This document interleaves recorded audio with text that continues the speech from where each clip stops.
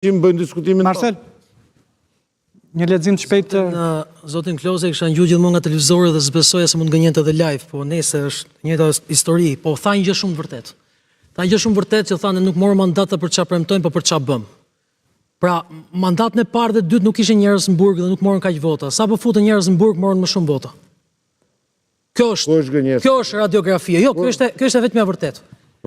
Kjo ishte radiografia shumë e qartë, pra doni që të fitoni, po, duhet që partia juaj të hyjë në burg. Fusni njerëz në burg, pra nuk ka nevojë, lërini të vjedhin, ata vjedhin dhe futen në burg.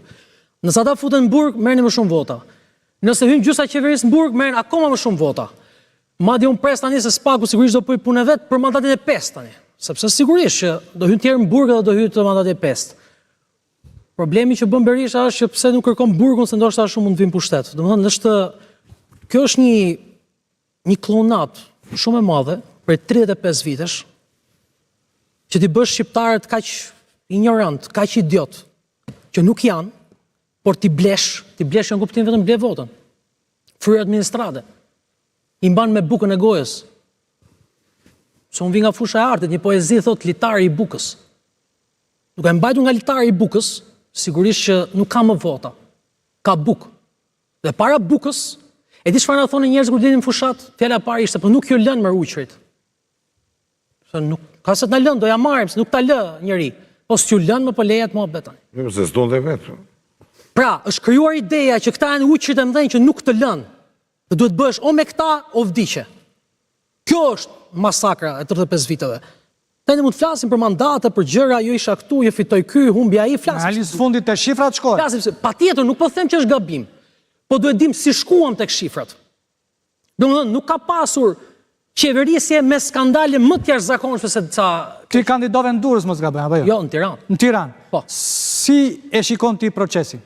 Ishte i lirë dhe i ndershëm apo si thot Berisha? Unë ti të them që në radhë të parë, sistemi që ka ndërtuar të dyja palët bëri që 70.000 njerëz të votonin koalicionin Nisma Shqipëria bëhet dhe të marrë vetëm një mandat.